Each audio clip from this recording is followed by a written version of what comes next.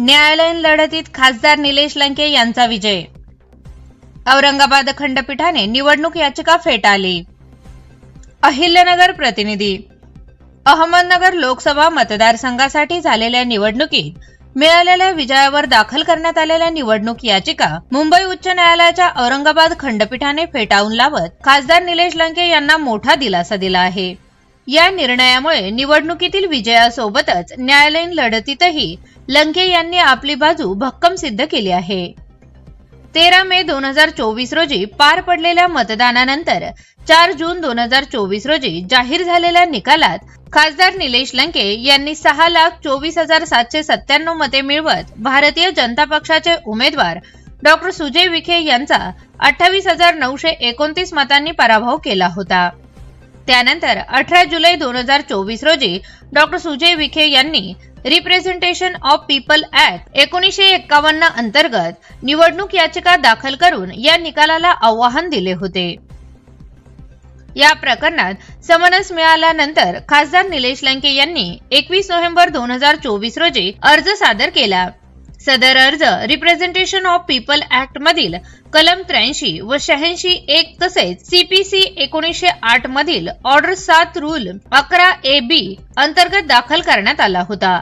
या अर्जाद्वारे संबंधित निवडणूक याचिका कायदेशीर दृष्ट्या ग्राह्य नसल्यामुळे ती फेटाळून लावावी अशी मागणी करण्यात आली होती।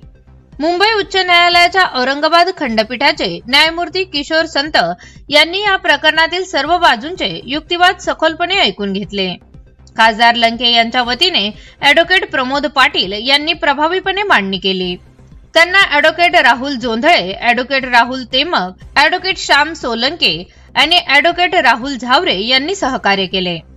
अखेर दिनांक 8 एप्रिल 2026 रोजी न्यायालयाने निकाल देत खासदार निलेश लंके यांचा अर्ज मंजूर केला आणि डॉ. सुजय विखे यांची इलेक्शन पेटिशन ही कायदेशीर दृष्ट्या ग्राह्य नसल्यामुळे फेटाळून लावली।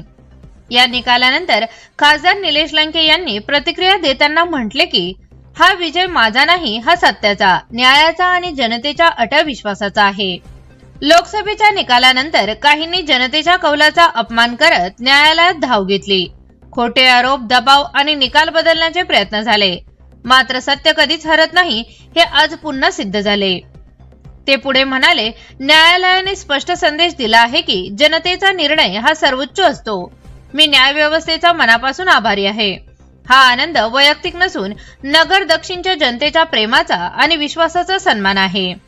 आम्ही कोणत्याही दबावाला झुकणार नाही, आमचा स्वाभिमान कायम ठेवत जनतेची सेवा करत राहू। अखेर सत्यमेव जयते।